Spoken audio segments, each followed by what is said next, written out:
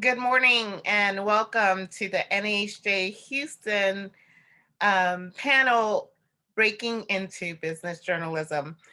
I would like to also welcome you to our beautiful city, the city of Houston, which is the fourth largest city in the US with about 2 million Latinos, about half the population of our county, Harris County. And we are in the top 10 markets in broadcasting. At NAHJ Houston, we represent Latino journalists, freelancers that work across radio, print, and broadcast journalism or broadcast news, as well as our up and coming journalism students. Our emphasis is having a better representation to better serve our community.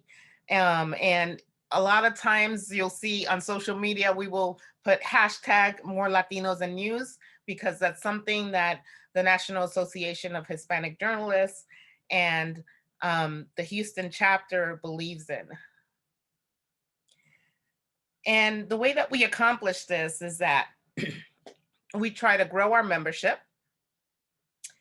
We have meets and greets. During the pandemic, that's been a bit difficult to do. So we've been doing a lot of things virtually. And we have panels like the one that we have today to help with professional development. Our NAHJ team is made up of me. I'm Ruthy Muñoz. I am the chapter secretary. I help with fundraising and with membership. You can find me online on Twitter and on Instagram. And our president, who will also be a panelist today, is Miss Giselle Greenwood. She is editor-in-chief of Houston Business Journal, and you have her information there as well. Give us all a follow, please. Our social media is handled by the phenomenal David Gonzalez. He's a news reporter at KHOU 11 News. Give him a follow as well. And our vice president and today's moderator is the fantabulous Mariana Pineda, a bilingual journalist. I leave it to you, Mariana. Thank you for joining us.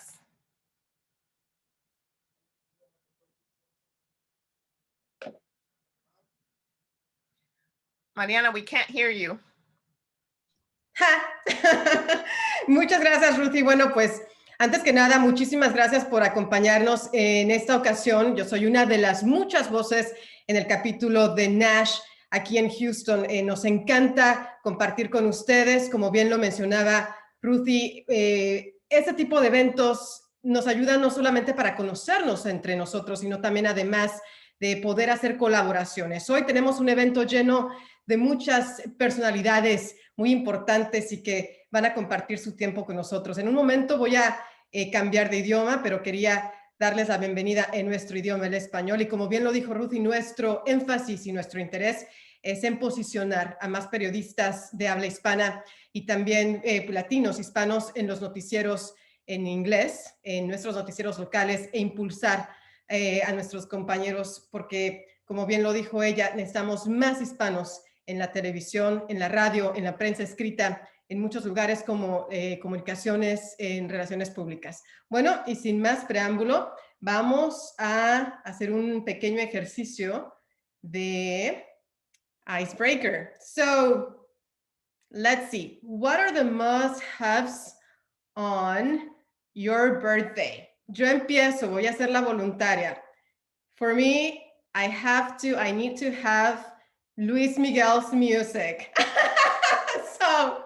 so that's my must-have during my birthday.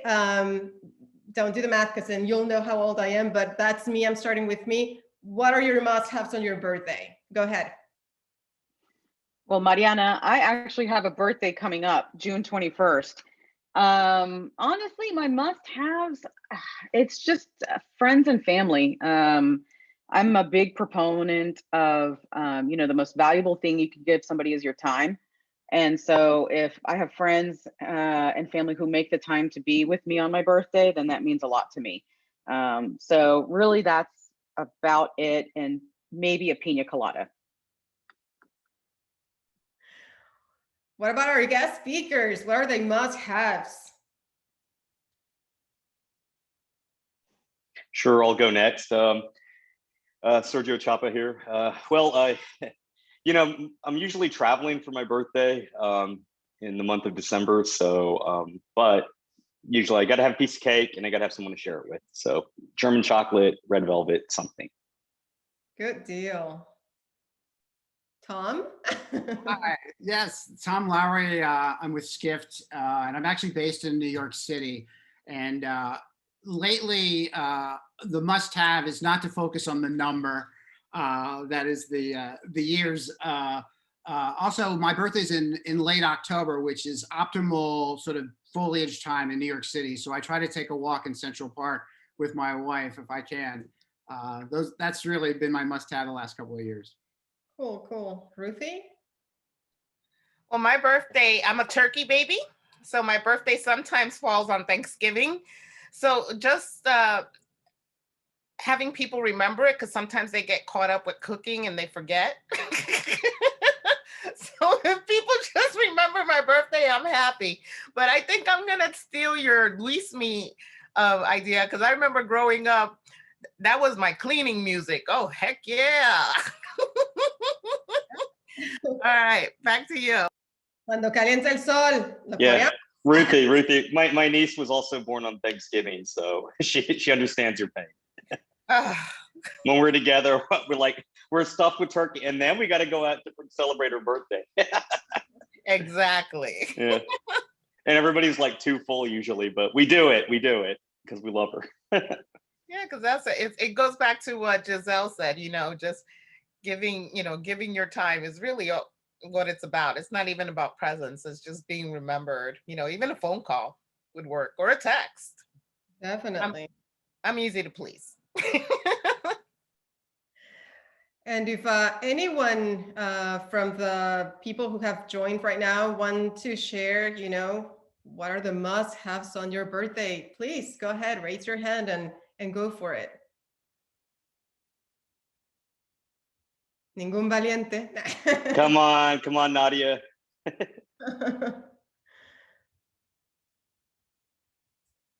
Bueno, vamos a seguir entonces. So I was saying earlier, and they sort of introduced themselves, and we're going to begin with Tom, who already told us that he's in New York. Tom, please, the floor is yours. Go for it.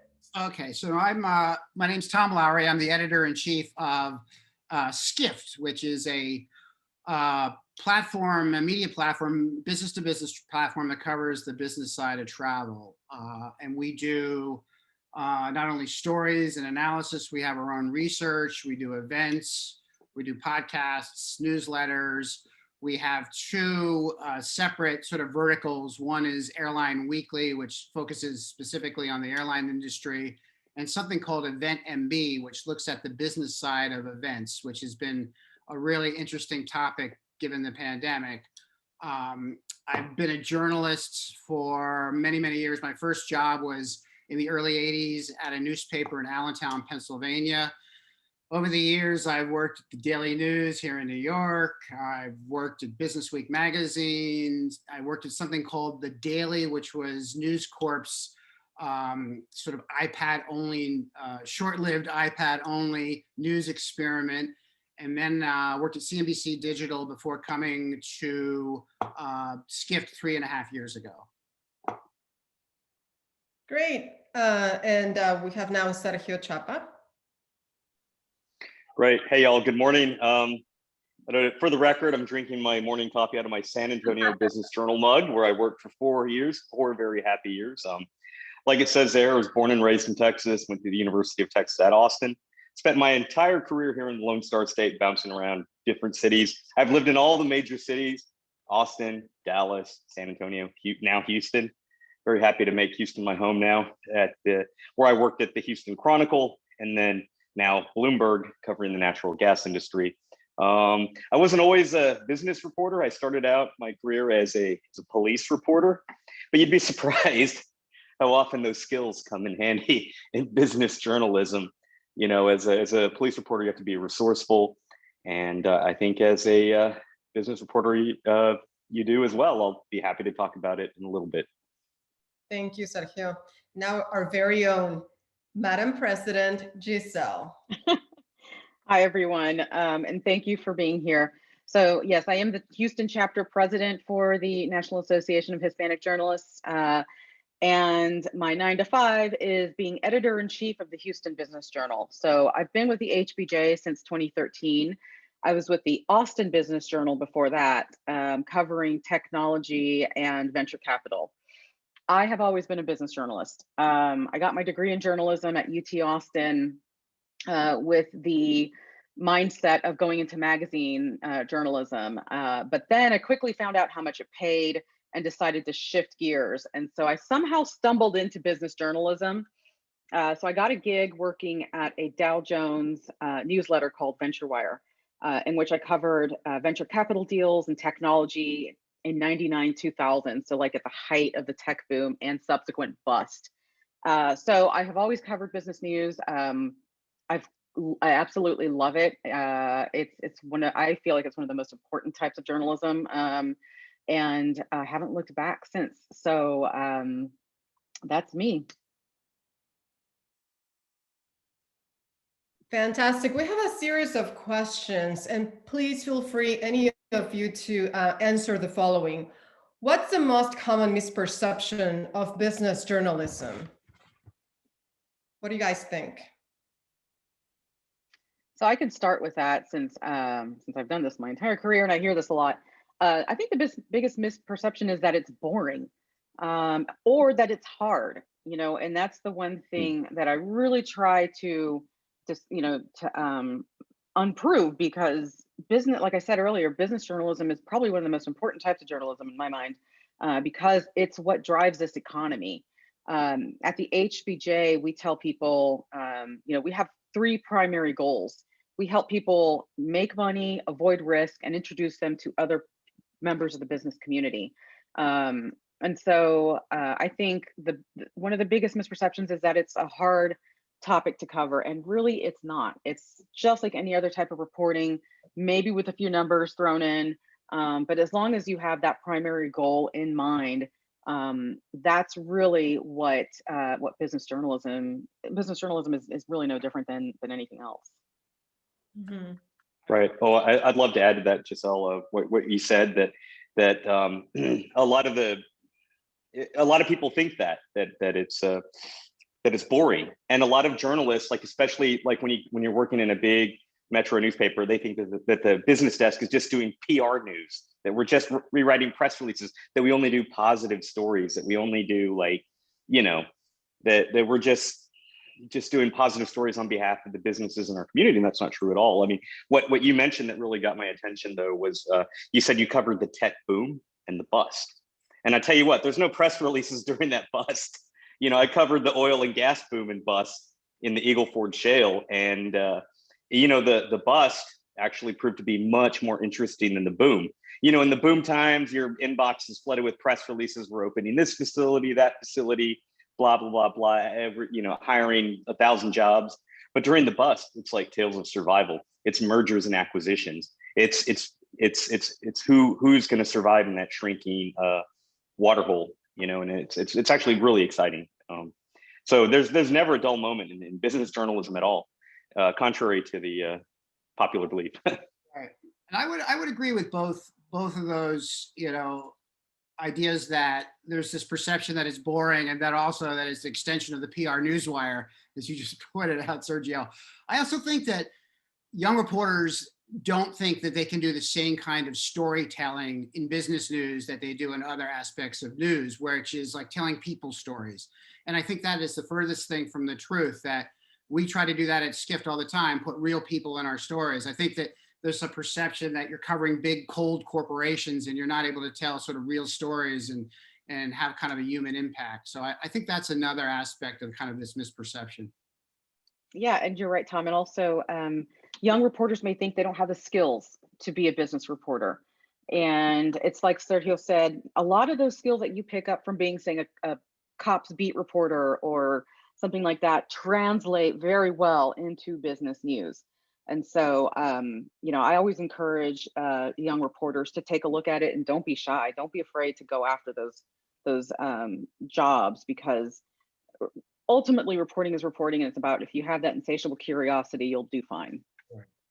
So you sort of answered this question a bit ago, but how do you get your start into business journalism? So I'll go first. And like Sergio, my first job was as a night cops reporter. So I listened to the police radio and I chased house fires and car accidents, and occasionally did a shooting.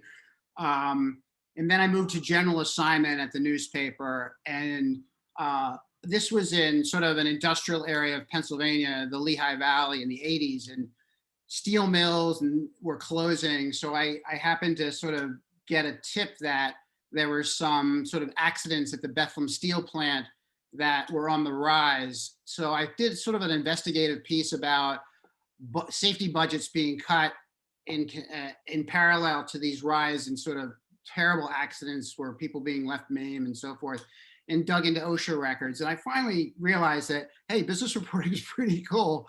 So that was the sort of first bite for me.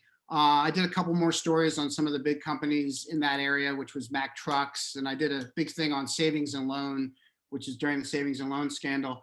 And then I decided to take it further and apply for something called the Knight Bagehot Fellowship in business and economics journalism at Columbia, thinking I didn't have a shot in the world at it, and was lucky enough to get picked among 9 journalists.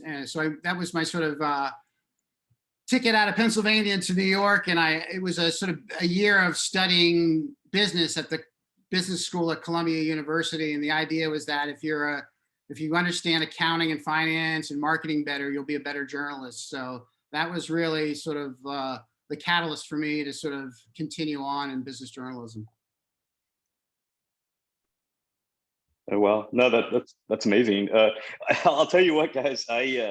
So like Tom said, I did my start in crime, and when I made the transition to business reporting, I was working for a TV station down in the Rio Grande Valley, KGBT, and I was covering the drug war in Mexico.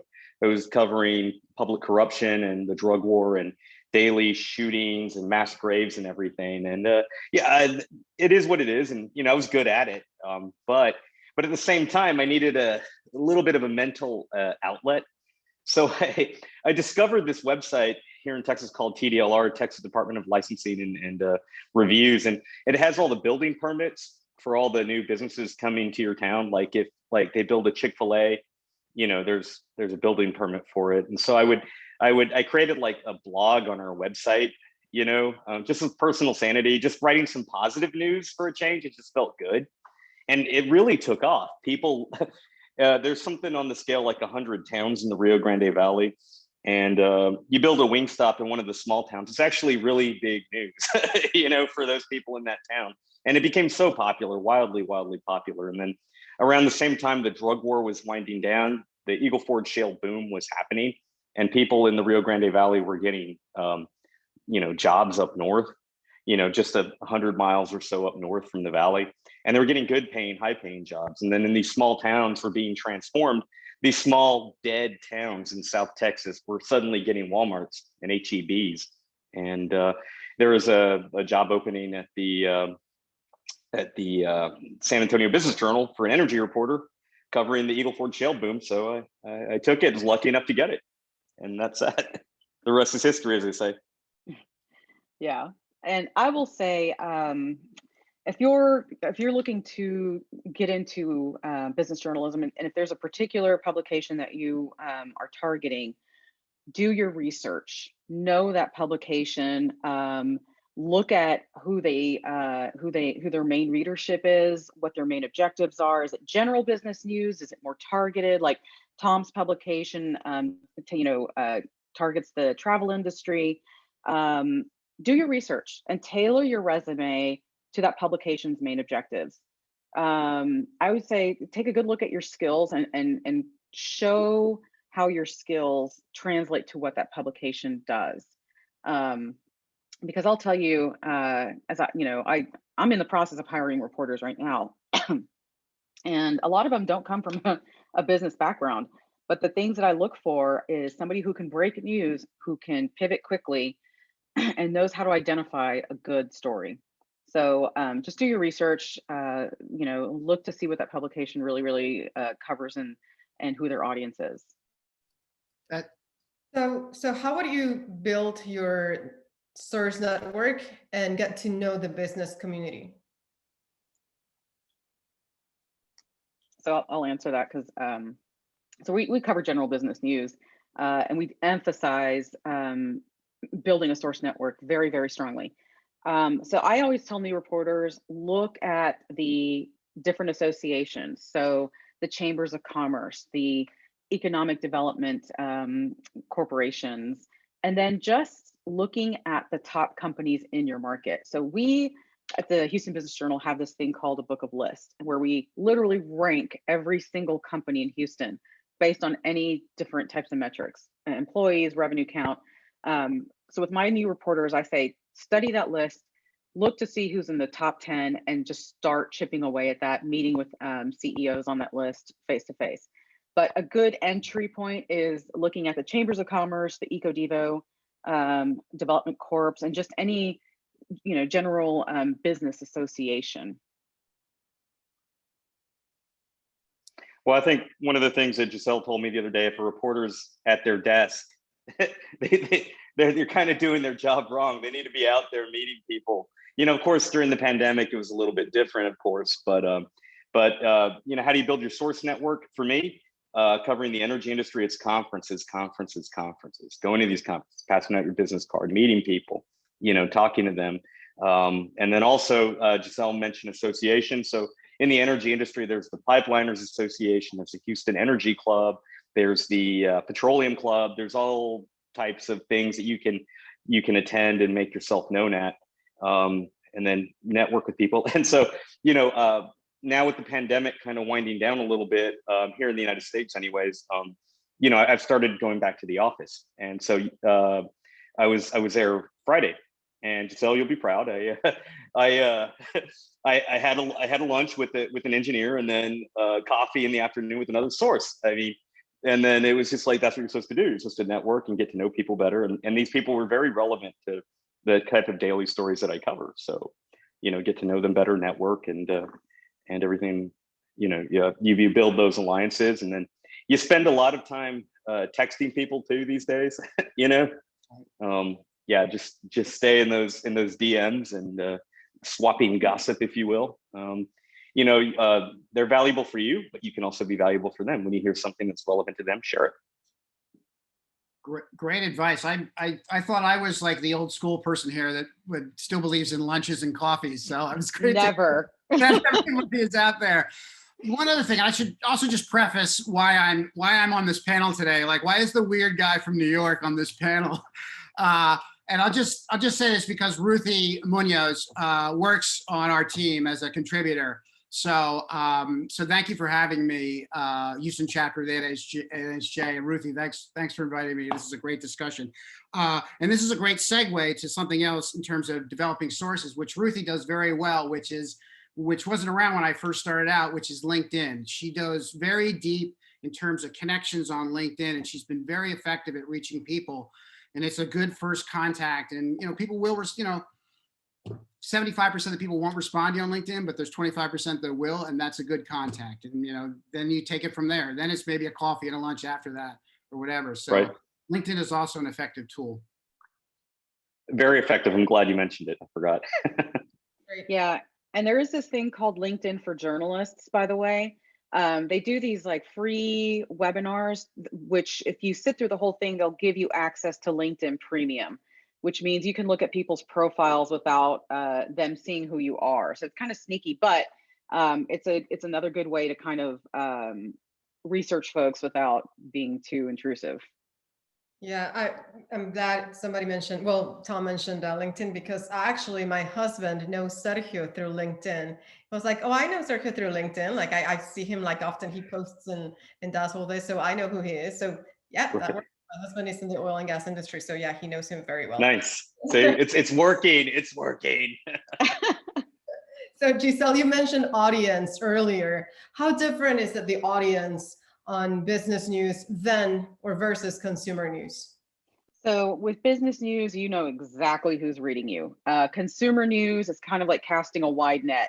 You don't know if it's the CEO of a company or if it's your grandmother doing Sudoku puzzles. So that's the difference between consumer news versus business news. With business news, your reader is reading you with a very direct purpose. They're probably either reading to get leads on sales, or they're trying to keep up with their competition, or they're looking to see who the new person is in town to meet them and create connections. So that's the beauty of business journalism. It's never, you know exactly who your reader is, and they know who you are on top of that. And so I know for our reporters that it makes finding stories pretty easy, because every reporter has all their information in our paper everywhere, very accessible. And so they know that, you know, okay, Joshua Mann is our energy reporter. They know Chris Matthews is our innovation reporter. So there is one reporter tied to every single beat. And so I think that's primarily the main difference is, again, the business community is just a business audience is very targeted with their approach in reading you. There also, I mean, I also would sort of say that, you know, particularly for our publication like Skift, which is B2B, that audience is super engaged, more so than maybe a general reader. That's sort of the beauty of our business model. We have a very engaged audience. And you and I were talking earlier, Giselle, about kind of that appetite for answers and news during the pandemic. And I think that was only heightened for the business communities that we cover. So, so I think there's that. And I also think you have an opportunity to kind of go deeper with that audience in terms of analysis and numbers or whatever data that you might not with a more general audience. Right. But I mean, it's important to, like Giselle said earlier, you got to know your audience. And then, you know, a business story at the Houston Chronicle was radically different from one at the San Antonio Business Journal. And it's much radically different at Bloomberg. You know, each one has a different audience. It's like Giselle said.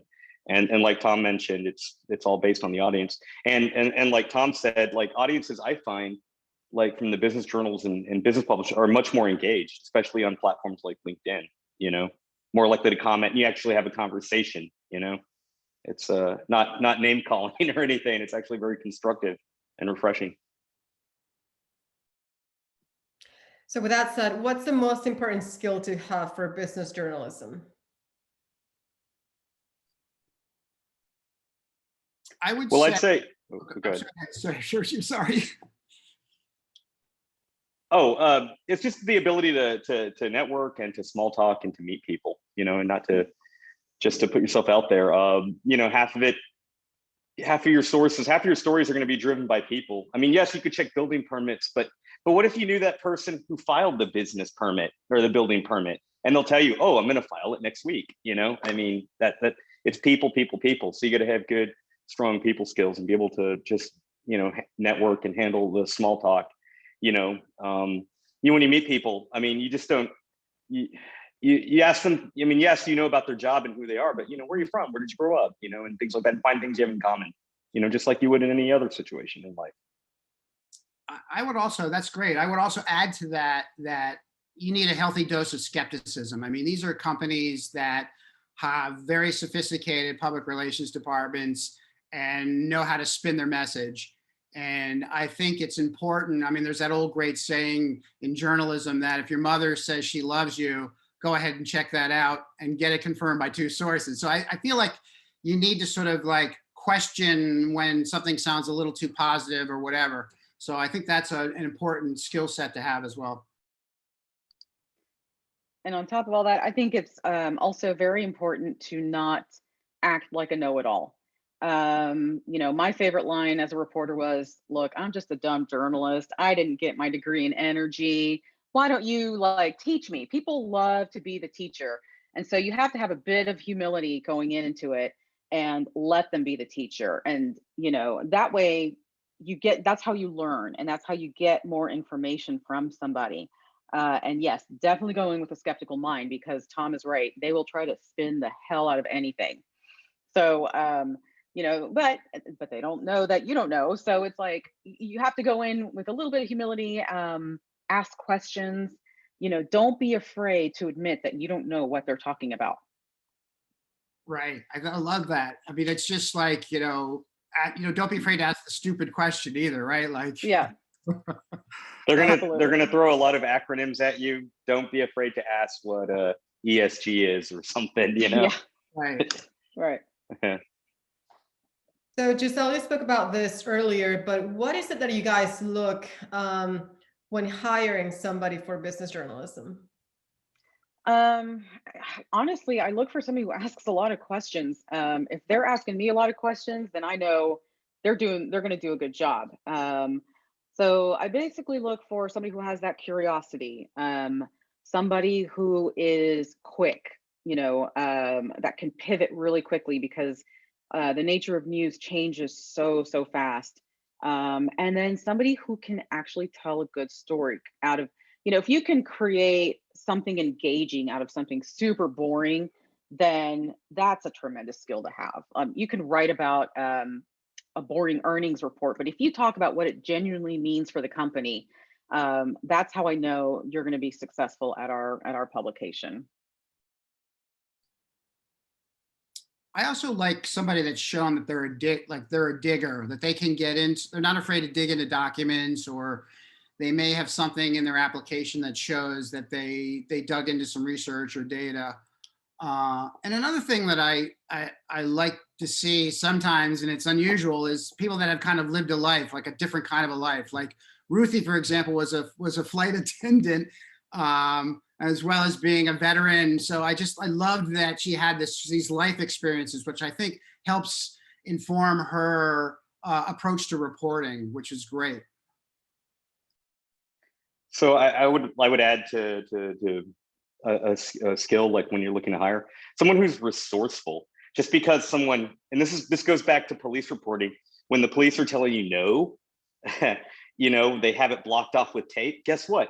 Go to the neighbor's property. Go peek over their fence. They hadn't blocked that off. The same is true with business journalism. You can go around when someone's blocking you. Find another person. Find the neighbor. Find someone else. And there was a story I did once where a judge ordered this one company to destroy all their, a federal judge ordered a CEO of a company to not destroy any records. And they were closing down their office, and we were doing getting photos of the exterior of the building, of the headquarters, and there's a dumpster next to it. And so curiosity one, looked inside the dumpster, and guess what? Shredded documents, shredded papers. And then at some point they kind of gave up shredding. They just put wholesale files in there. And we got a whole treasure trove of documents from this in the middle of this federal investigation, just by opening the dumpster and looking inside. And then he also got in trouble for violating the judge's order. That's something that being able to be unconventional and resourceful is, I think, a good skill for business reporters to have. Absolutely. And why did you guys make the switch from, Sergio, you were with the Houston Cron covering something else, I think, or, what made you do the switch? One of the things I love about business journalism, and the others can chime in, is that you can do a definite career path. You can start local, you can go regional, then you can go national, and then you can go international.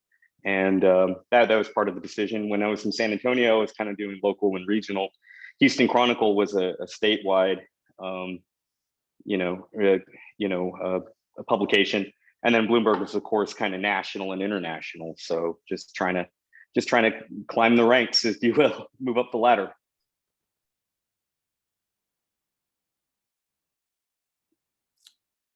I made the switch just because it's such a dynamic. It's just the reporting is so dynamic because the money touches everything. You could cover sports, you could cover the economy, you could cover small business. So it was just a chance to have kind of a wider playing field in terms of your reporting.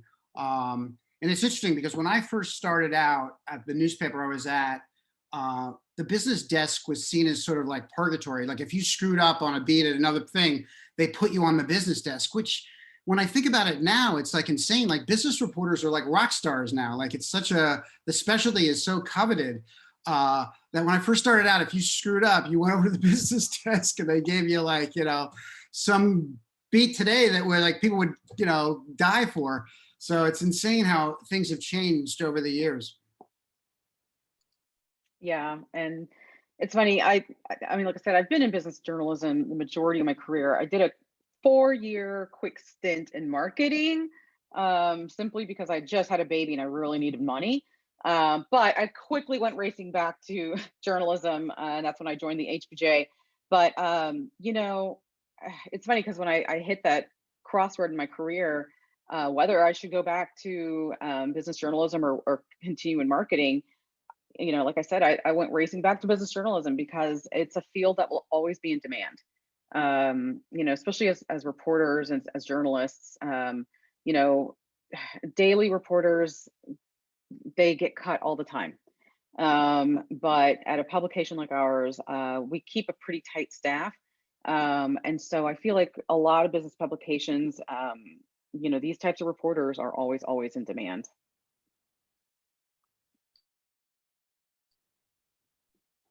Good. Any memorable story that you'd like to share with us? I'm sure there's a lot. Well, Yeah, I told you the one about the dumpster dive, but I have another one that's kind of like got to reuse my police reporter skills. There was a vote for a merger between two refining companies, Endeavor and Marathon Petroleum, and the merger was going to create the largest refining company in the United States. And the stockholder meeting was taking place at a hotel, a luxury hotel in San Antonio.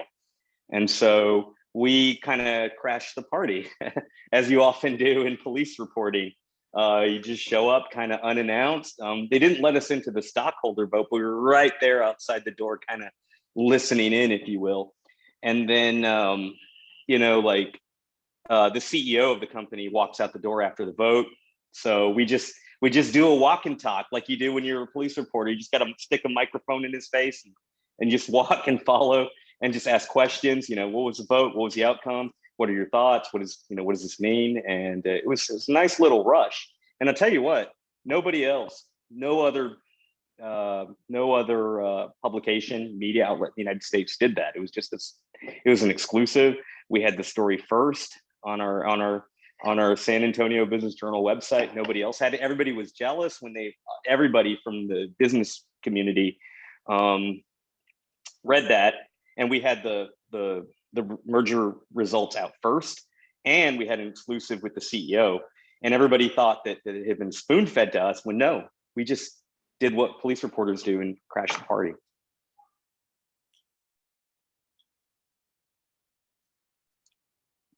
A lot of it too is like based off of who you know. I can't think of any specific stories because I have the worst memory, but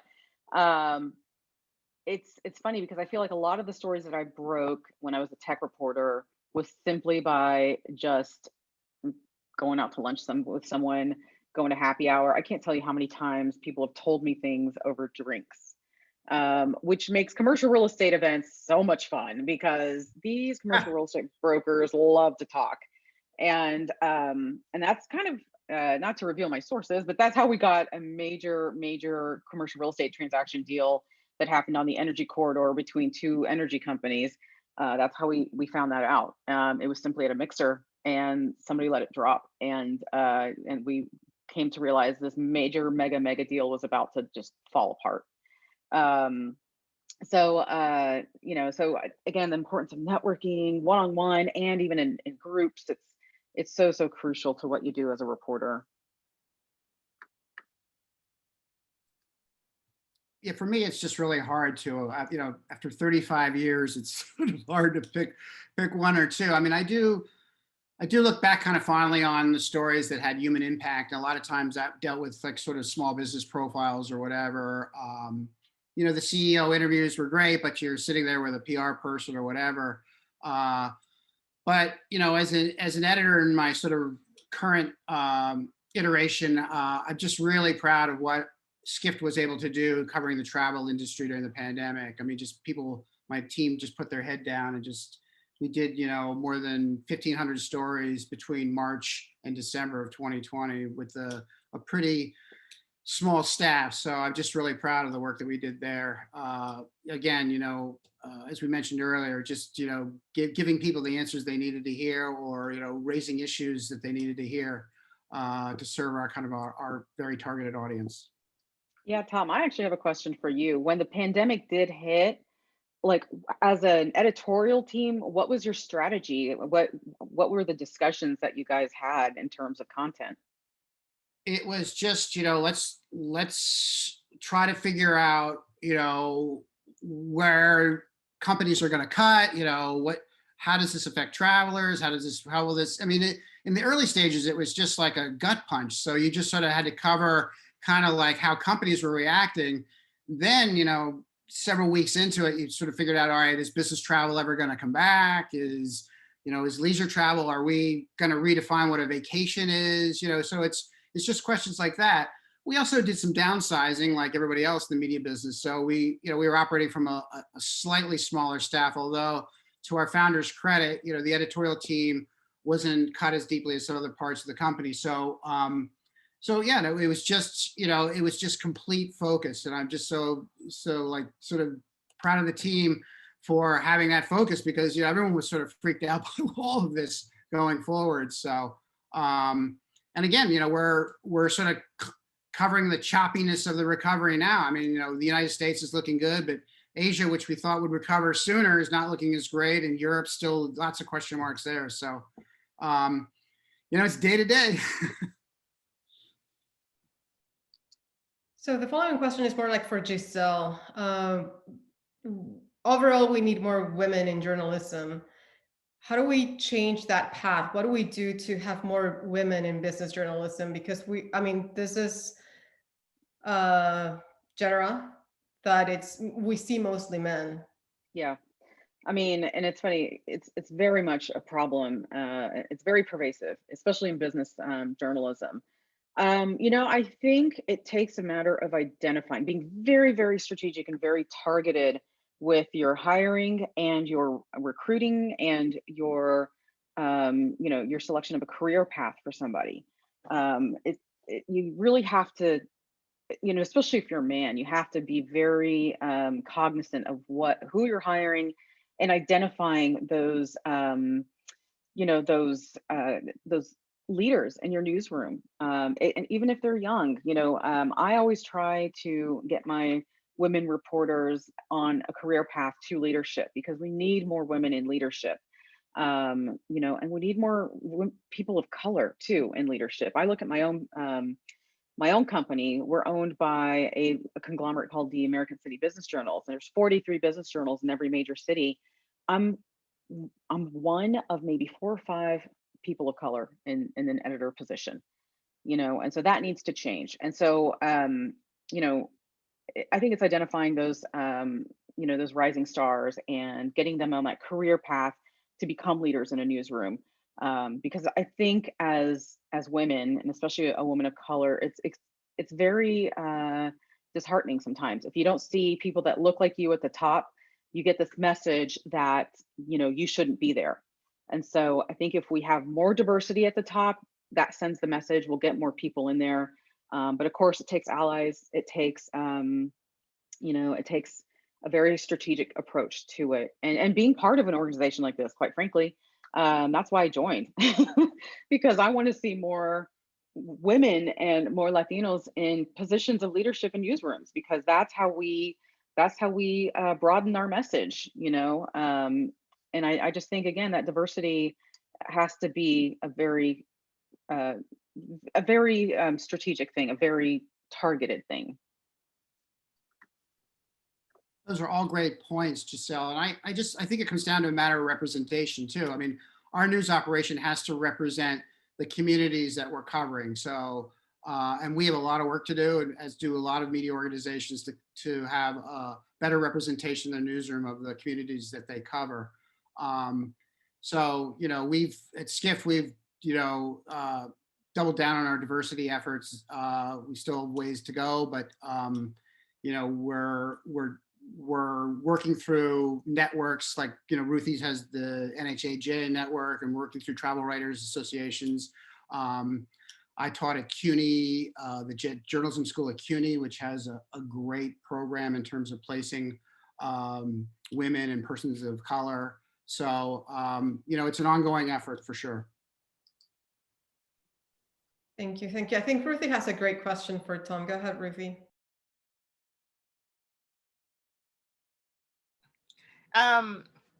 So which one, the first or the second?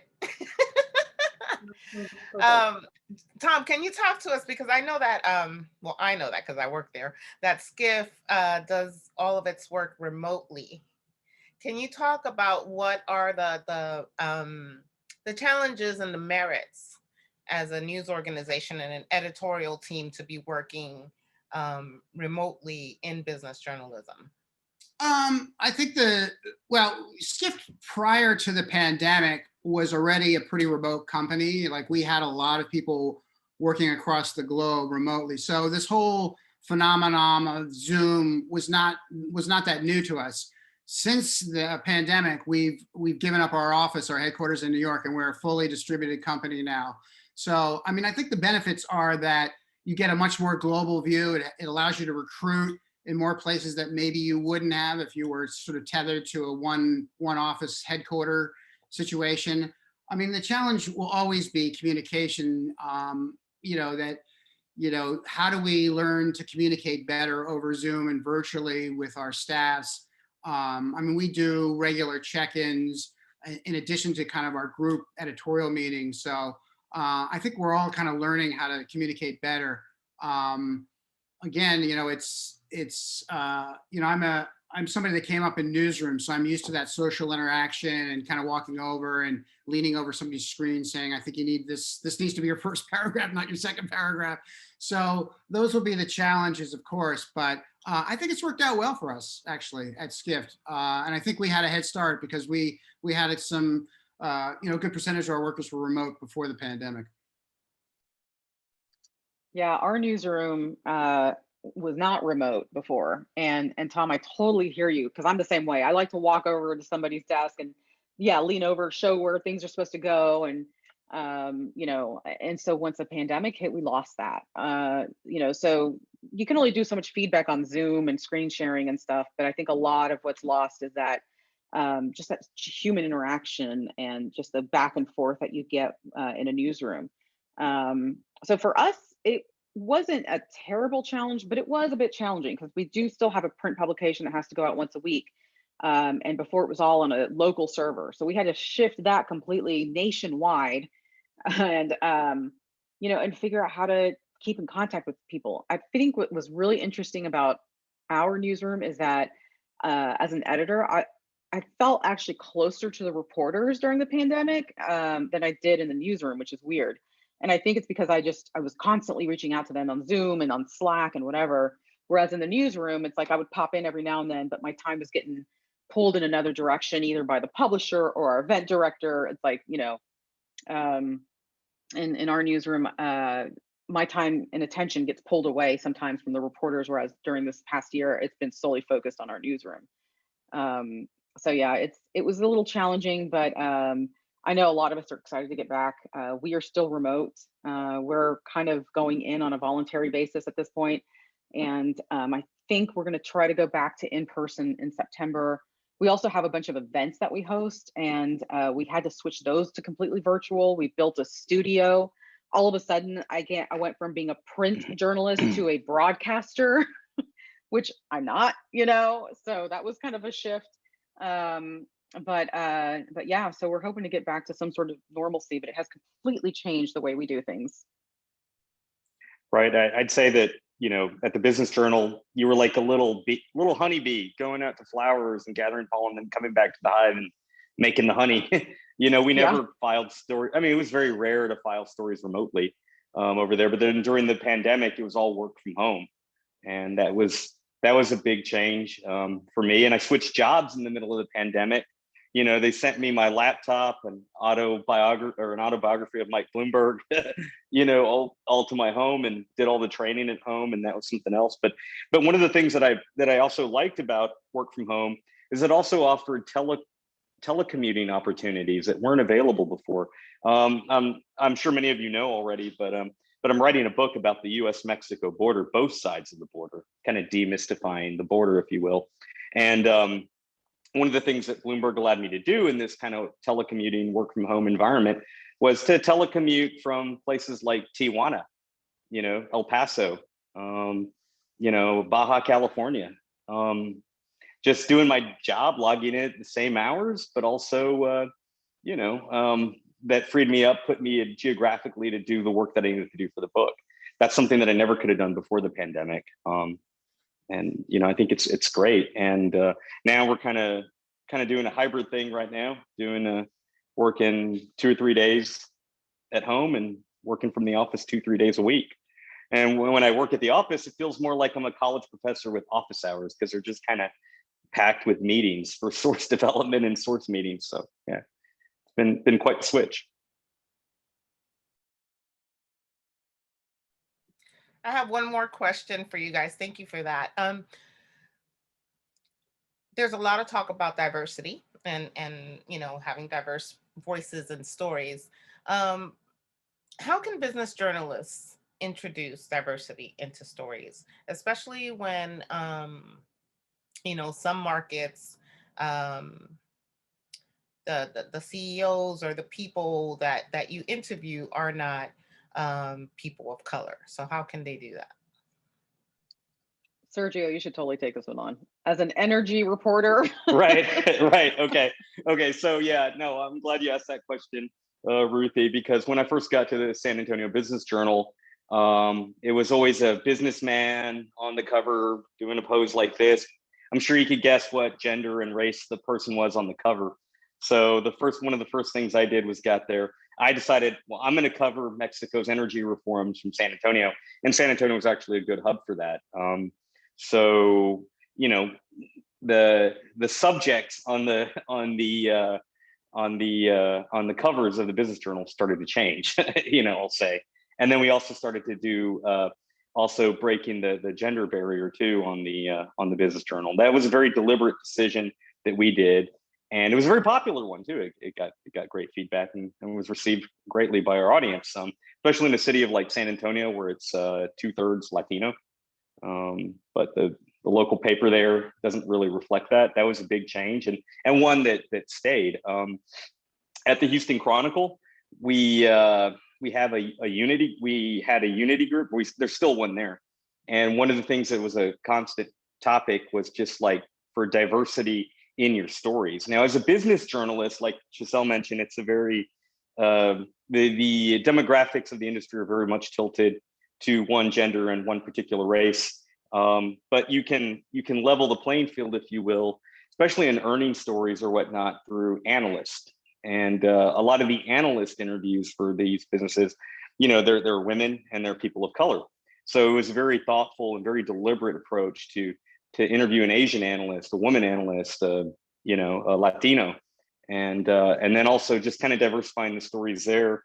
I know, Ruthy, I know you speak like 5-6 languages. I know that helps a lot too. Myself, I'm also trilingual, English, Spanish, French. So that's helped in adding different voices to the stories as well. Being able to network, being able to interview people in their native languages is very helpful also in making that shift in your stories. Yeah, I would say as a reporter, you have to be intentional. You have to take a step back, examine your past stories, see who you've interviewed, and don't go to those same people over and over again. Now, as an editor, I will say, one of my roles is to get out there in the community. And so I actively seek like women in energy or Latinos in finance. So all these targeted groups, and I speak to them. I offer myself up as a speaker, and I tell them what we're looking for and how they could benefit from being in our paper. And so I think sometimes it's a little bit of a lack of awareness of who we are and what our mission is. And so just by doing that alone, by getting out there in the community and speaking to these groups, I've noticed that our source network has broadened significantly. And we also do that through our events. So when we look for nominations, I go back to these organizations and say, listen, this is a great way to get recognition. We have this one award ceremony called Women Who Mean Business that celebrates top women in Houston. We have 40 Under 40, which we have next week, actually, that celebrates young professionals that are doing amazing things in the city. So there's different ways to diversify our coverage at the Business Journal, not just through content, but as well as through our events. And so again, it takes being intentional and identifying where those groups exist. Right. I also just think there's either tends to be on the part of reporters who've covered a beat for a long time, the default mode, which I think you just mentioned, which is, oh, I'm doing this story. I did one like this 6 months ago, and I know I'll get a good quote from him or her. And 8 times out of 10, it'll be an analyst or an academic, a professor, and that person tends to be, not a person of color or a woman. So I think the point that you all have made about being deliberate is so important. Every year in January, the first day back into the office, I send out a set of editorial goals for the new year, and diversity and sourcing is always on that list. So I also think it's important that among the staff, when you find diverse sources, that you share them with your colleagues, that there's sort of, a sharing of good diverse sources that can speak on a lot of different topics. Definitely. Thank you so much. And our time is almost up, but before we leave, I'd like to open the mics to Jesse or Nadia. If they have any questions for our panelists, please go ahead, and this is the time to do them.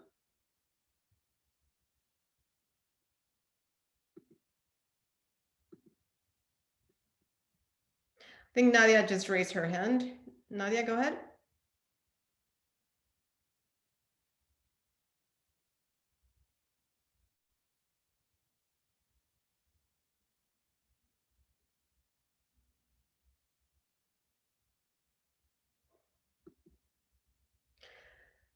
Not sure what's going on, but is there anything else that we did not ask but you like to add?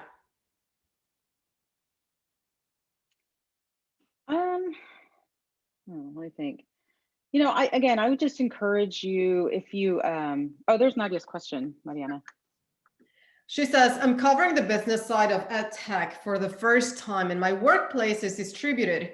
Do you have any tips for remotely finding and building relationships with sources who aren't PR people or otherwise trying to plug a product? Sergio, this might be a good one for you too, since right. No, definitely. Like, so if I was covering ed tech, the first thing I would do is identify what companies are players in that industry, and then just jump right to LinkedIn, and you can look up the company, and then you can see people with LinkedIn profiles from that company, and don't just don't click a LinkedIn request for the CEO. Click it for the lowest person there. Go as low as you can. Do a whole broad range of people. The CEO is not going to tell you anything half the time, anyways. It's like more of a middle person or a product engineer, or someone who's more likely to tell you stuff off the record. And then I guess also for like an industry, covering a new industry, there's always an association for every industry. Wherever there's like 5 people doing the same thing, there's always a magazine, a website, or an association, and so true. Just plug into that network and get to know those people behind that association and the officers and everything. And then let's see what else. There's always a watchdog group too. Wherever there's an industry, there's always some kind of watchdog group, like trying to keep them in line. And there's usually always a B2B publication too. So I don't know if there's a specific EdTech Gazette or whatever, but when I was sort of on more of a general news, I would always go to the trade publications because they, write more deeply about it, and there's good sources in those stories. So, for example, somebody that may be covering a travel story at a sort of general interest newspaper might go to Skift for those kind of sources for the travel industry. So I would imagine there's got to be something for the ed tech industry that's very similar. And I would say don't completely discredit PR people. There's sometimes a necessary evil, and so if they are trying to plug a product and you're just trying to get an in with that company, I would say go ahead and set up a meeting under the premise that you want to find out more about that product, because chances are you probably do want to find out more about that product. But formulate your questions to where they're forward looking. So beyond this, where else do you plan on going? What's your strategy? Who's your competition and why are you coming out with this now? So I think formulating your questions as such, you'll probably find out more about that company and probably get a story out of it, or maybe two. Right. Oh, and I just thought of something that reminded me. There's the ed tech sellers, but who are the buyers? Who are the procurement people at the school districts and or the academic associations? Like, what is it, Region 10 or whatever it's called for all the school districts? Stuff like that might not be a bad thing.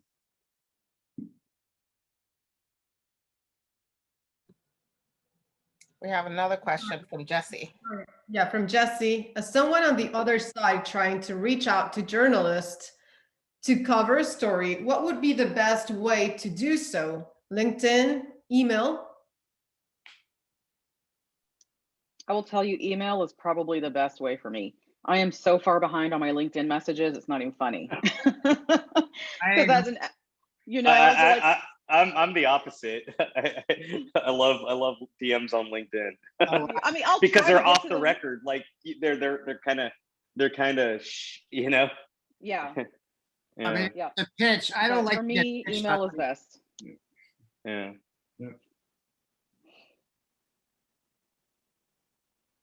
Also, yeah. When things get heavy on LinkedIn, that's when you switch. Well, here's my work email. That's when you really Yeah. For And me, I'll tell anyways. people that. Yeah, I'll tell if I start going into this long back and forth on LinkedIn, it's like, look, here's my email address. It's the best way to reach me. Email reaches me no matter where I'm at. LinkedIn, it's just like, oh, let's see what's going on LinkedIn, which is horrible, I know. But I get so many LinkedIn requests and so many messages. It's just like impossible to keep up. So for me, email is the best way, again, and just knowing what we cover, who reads us, that sort of thing. That's usually what grabs my attention, is when we don't write about new products, we don't write about events. We basically write about anything breaking, a new CEO, a new market, for example. Those are the kinds of things that we look at. I think your advice, Giselle, about job applicants can apply as well to sort of public relations folks, which is know the publication that you're approaching and read it.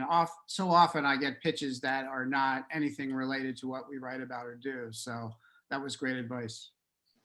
Oh yeah, that's what I hate more than anything in my email inbox. That is sacred space. I try to keep it clean and decluttered.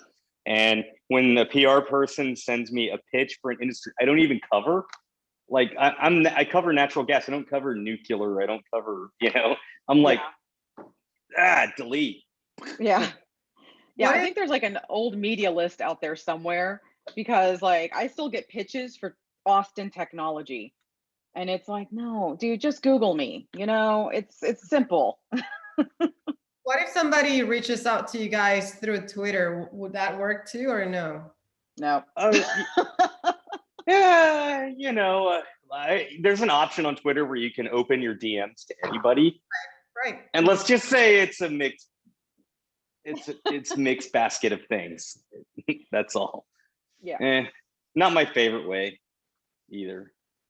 Okay. For me, it's not at all. Yeah. Well, thank you so much. Time's up. Oh man.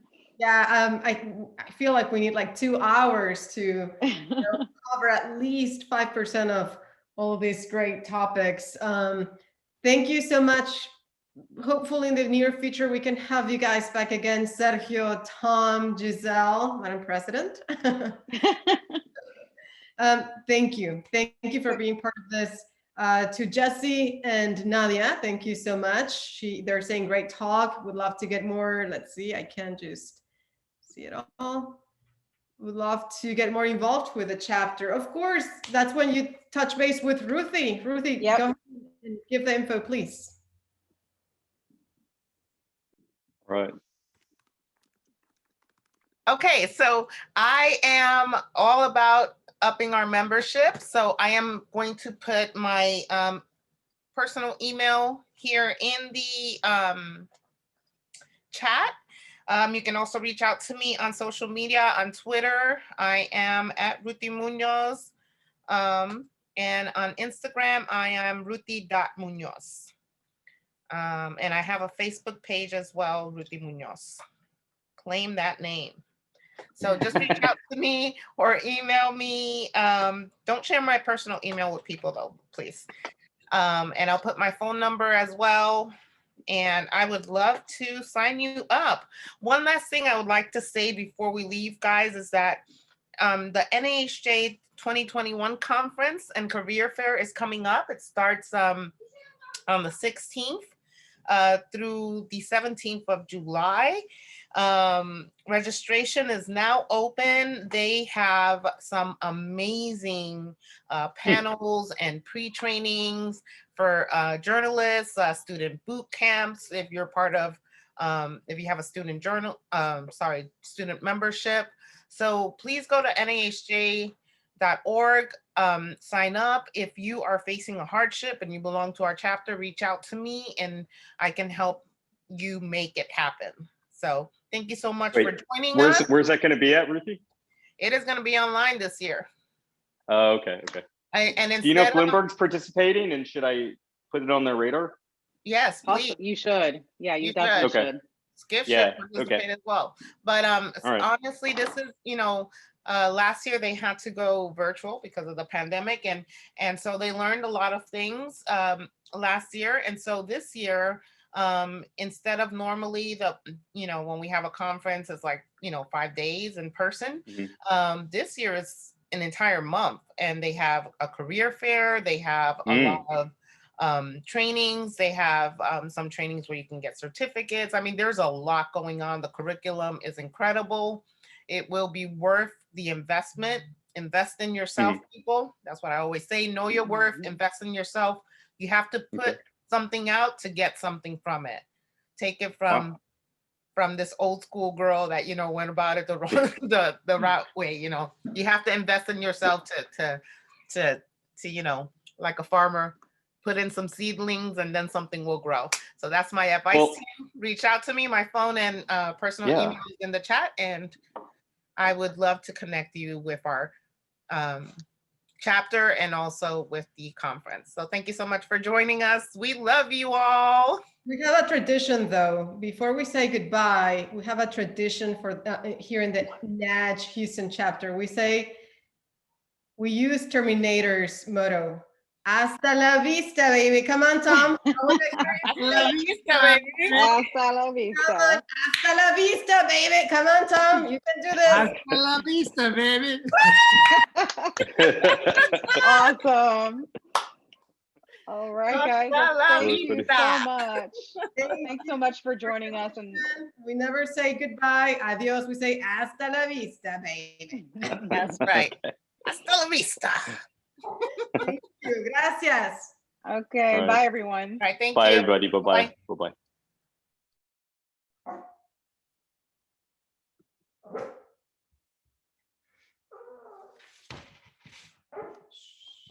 No pasa nada.